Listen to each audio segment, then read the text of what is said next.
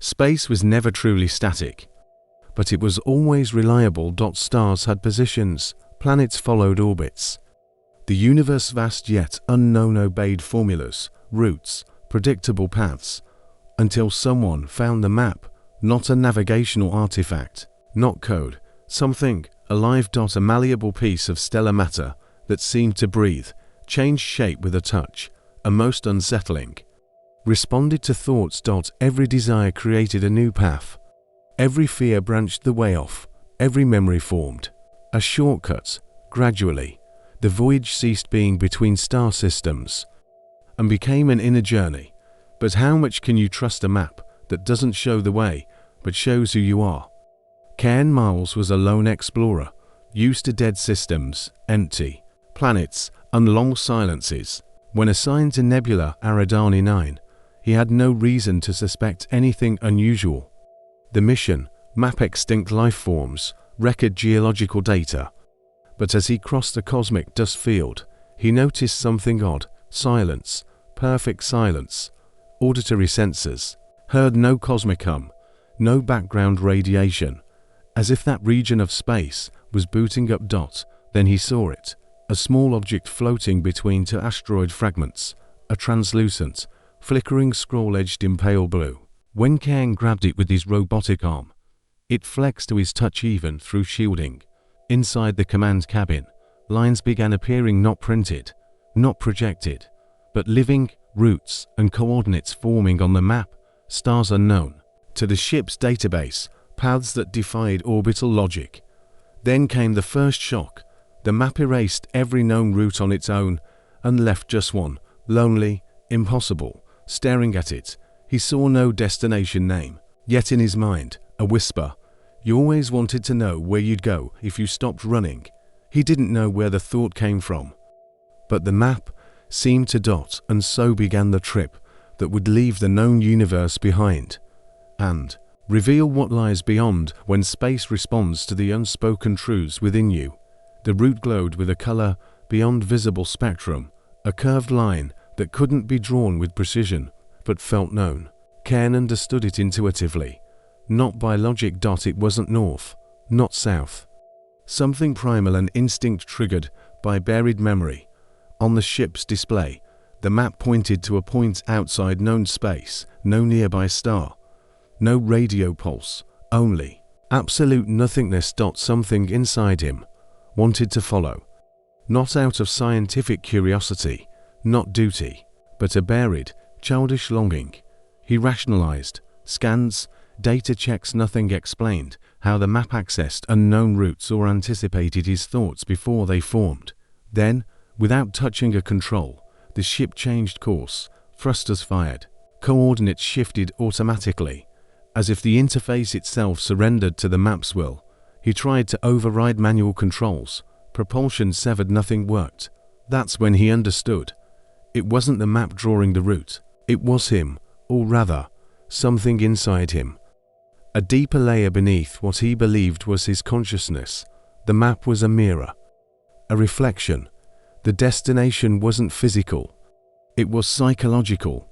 The route led to a system called Rexela, name absent from every database, never reported by any ship. Yet it sounded familiar, as if dreamt in childhood. A sudden question pressed.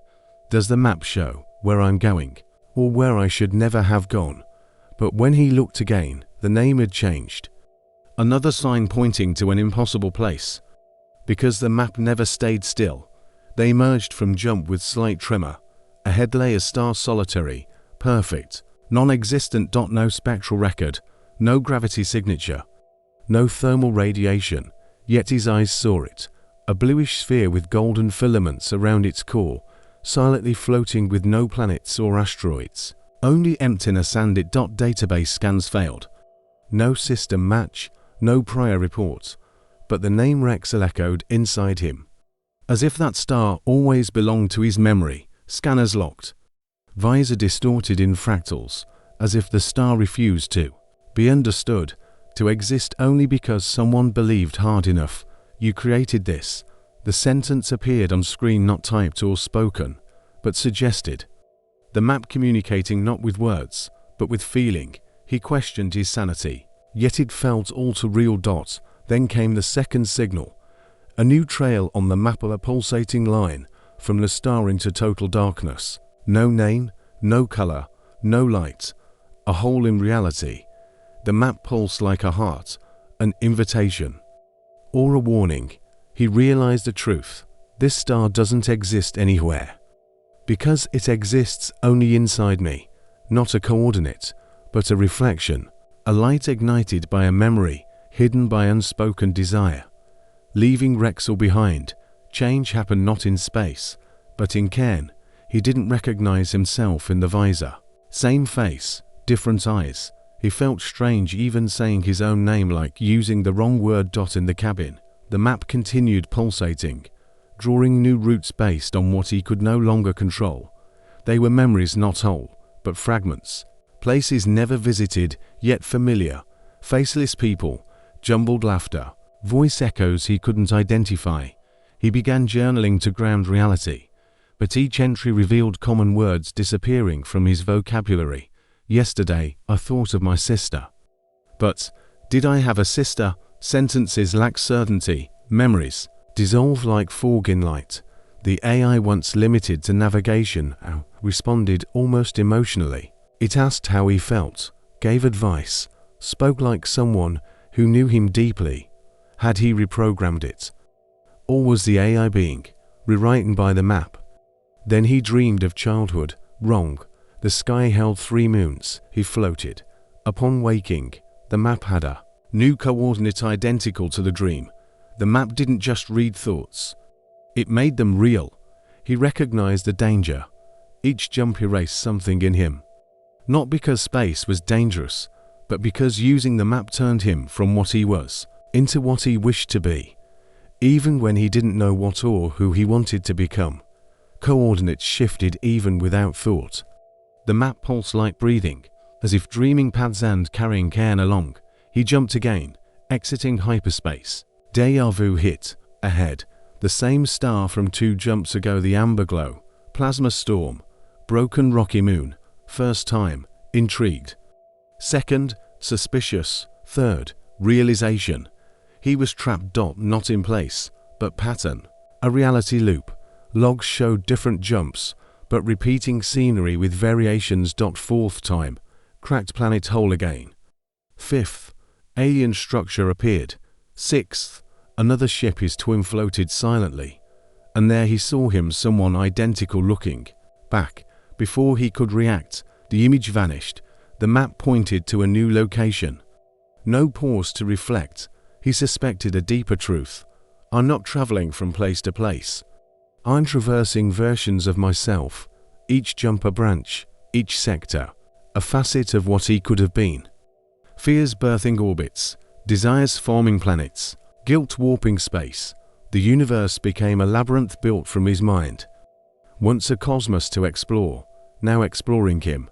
And the map, perhaps not a guide, maybe a prison, or a probe sent by something that needed him to move. But move where? Next. Jump sent him to a ghost field of wreckage, not battle debris, just holes of ships identical to his, corroded and powerless. Gleaming and fresh. At first illusion, but docking with one closest confirmed his worst fear. Inside it, he found a flight log. Same model, same mission code, same pilot name in the registry, Cairn Miles, but with one extra line. Version 3.7. Lost contact with baseline after trajectory 14. Reading the corrupted files, Cairn grasped the impossible. He wasn't the first to follow the map, and perhaps not even the original. There were videos, reports, hand-drawn sketches of routes unfolding into infinite spirals. Logs of a pilot trying to hold on to his identity, while the map dismantled him piece by piece. Some had left final messages. If you're reading this, the map has already seen you. The destination is not a place. It's an idea we can't let go of. It uses our minds as engines. We are the fuel. In another, older ship, there were marks etched into the hull. The map doesn't lead. It traps. Cairn felt a deep chill. He began to understand that the map wasn't a lost artifact, but a replicating phenomenon. It didn't show the path. It created paths based on the minds that touched it. That's why it kept changing. Because every new user, every new mind added another line, another variation, another reality.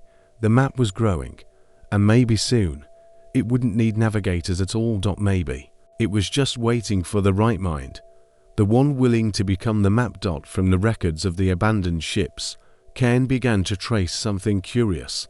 Coordinates that once seemed random, when overlaid, revealed a pattern, repeating lines, specific angles, formations that made no sense until he connected the dots. What emerged resembled a constellation, but not one found in any sky. It was a symbol, curved, asymmetrical, slightly tilted, something between a spiral, an eye, and an ancient glyph. The most disturbing part: that same symbol later appeared again, not because Cairn drew it, but because the map already had it printed. He reviewed the star systems he had visited. In old telescope images, nothing, but now the surrounding stars were beginning to align. As if the universe itself were responding. Systems once scattered now formed impossible geometries. Celestial bodies rotating in coordination, pulsars, emitting signals at mathematically perfect intervals.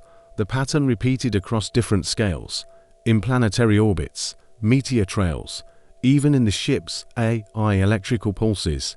Everything was being shaped, or perhaps revealed. The map doesn't show the way, he wrote in his journal. It draws a symbol that needs to exist, and in that symbol, there was a feeling Cairn couldn't name. Something was watching, or waiting. Each jump completed a piece. Each traveler who touched the map added a curved dot. It was as if the map were just a brush, and the minds of navigators, the ink dot at the center of the symbol.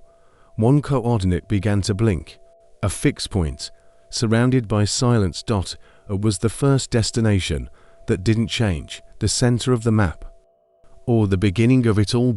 And for the first time, the map went still. As if waiting for him to decide if he wanted to see what was behind the drawing. The map, once pulsating in constant variation, was now static. A single coordinate glowed, as though all routes had converged there. In the heart of the symbol, drawn by lost minds, by echoes of travelers who no longer knew if they existed, Cairn hesitated. For the first time, the map wasn't pushing him. He would have to choose, and he chose. The ship dove in silence. No gravitational distortion, no light. Only a void so absolute that the display showed nothing but a dull grey haze. When the ship emerged, there was no space, no stars, no time. Everything around him was perception, textures of memory, colors that didn't reflect light, but emotional states. Cairn tried to focus, but his body dispersed. His arms became lines. His thoughts appeared as floating geometric shapes. The cockpit vanished. The ship had no borders anymore. Then he heard, or felt the question, not in words, but as a compact sensation, as if something stared at him without eyes and said, "Do you want to know who drew the map? Or why you keep drawing it?" Cairn tried to respond, but he had no mouth anymore. No separate mind. He was part of space, and space, part of him. In front of him, the symbol began drawing itself. The lines emerged, but this time, not from outside. They came from within.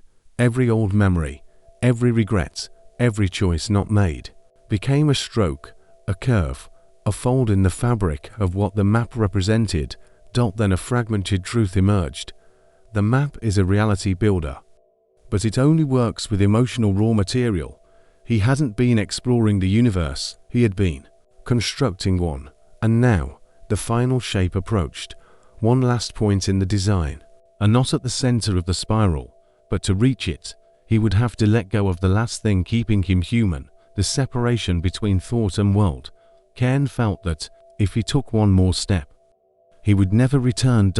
At the center of the spiral, at the point that shouldn't exist, Cairn finally saw the origin of the map. It was a shape that couldn't be described, but felt familiar, like the memory of a thought he never had, like the instant between doubt and decision, And there, surrounded by this space without time, Cairn understood what the map really was: a mirror, a receiver, and a transmitter. He hadn't just followed routes, he had generated them. Each jump, each distortion, each warped reality, all were the product of his deepest psyche. His fears shaped the threats, his memories, the destinations, his hidden desires, the paths. The map was him. Or rather, it was what remained of him across all possible versions, thousands of Cairns, each drawing part of the pattern, each believing they were the only one. And now, before the core, the fixed point, the map offered one final choice: merge, become the center, disappear as an individual, but live as the structure, or refuse and erase everything. Go back if such a thing existed, reject the map, sever the spiral of infinite possibilities. But if he chose that, the entire map would collapse. Every fragment of reality created by him and others like him would vanish. As if none of it had ever existed. And in that instant, he heard the echoes. Voices, thousands, calling from within the symbol. Other travelers, other minds, trapped, begging to be remembered, or to be released. The map, or oblivion, merge, or forget it all. The choice stood before him, and there was no return. Cairn closed his eyes, but there was no darkness. The center of the map pulsed not as energy, but as will. He felt every line drawn throughout the journey, every fold, every cycle, every reflection. He felt the thousands of echoes within the symbol, unfinished minds, versions of himself awaiting closure. And then he chose. But what he chose, no one would ever know for sure, because there was no explosion, no silence. There was only forgetting. The map unraveled, or it was completed. Maybe both. The coordinates ceased to exist. Stars lost their form, and for an instant, the universe stopped expanding. A new point emerged in the void, not in space, in the memory of those who still dreamed. Some, in distant worlds, began dreaming of a symbol they'd never seen. Others, staring at the stars, noticed a gap in the constellations, a place where something should have been, but never was. All files on Explorer Cairn miles vanished. But one message remained on a forgotten terminal. The map was made of choices. I was the last, and now, the next drawing begins, the end. Maybe. Or just the starting point for the next mind, one bold enough to gaze into the void and imagine a path. Because where there is no map, the first line will still be drawn, with fear, with hope, or with madness. And the map, whatever it is, will always find someone willing to follow.